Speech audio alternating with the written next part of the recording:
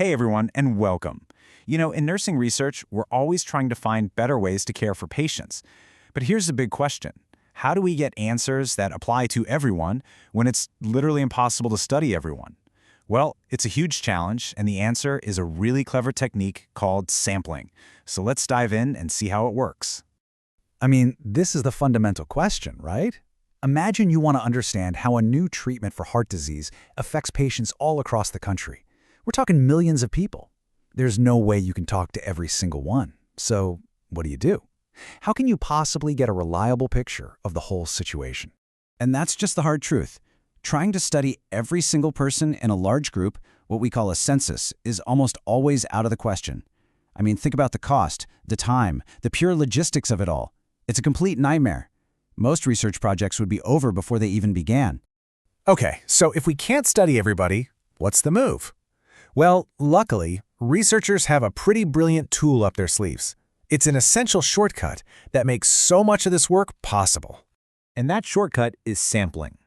The whole idea is to pick a smaller, manageable group that, and this is the important part, accurately reflects the larger population. It's kind of like tasting a spoonful of soup to know what the whole pot tastes like. You don't need to drink the entire pot, right? That one spoonful, if you get a good mix, tells you everything you need to know. This visual here really breaks it down perfectly. You see how it's like a funnel? Researchers start with that big, broad population, say all nurses in North America. From there, they narrow it down to the target population they really want to know about, then to an accessible population they can actually reach, and finally, they select the sample, the small group that will actually be in the study. It's all about carefully zooming in. So why go through all this trouble? Well, the payoffs are absolutely huge. Sampling isn't just a workaround, it's the very thing that makes most nursing research feasible. And as you're about to see, it actually comes with some pretty surprising benefits. Okay, so the first few are pretty obvious, right? It's way faster and a whole lot cheaper. But check this out. Sampling can actually lead to higher quality data. Think about it. If you're working with a smaller, more manageable group, you can really invest in better training for your team and be way more careful about how you collect every piece of information.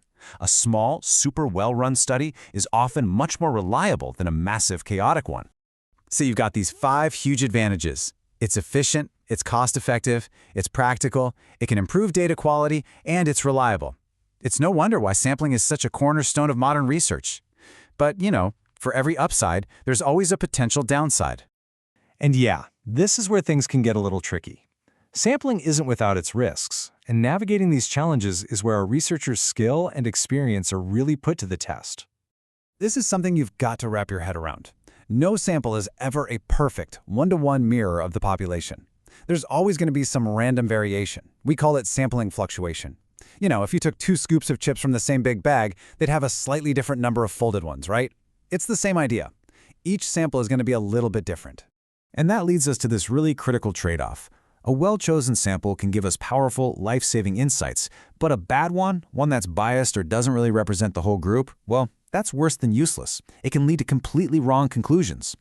In healthcare, getting that wrong can have some seriously high stakes. One of the biggest disadvantages isn't even the risk of random error.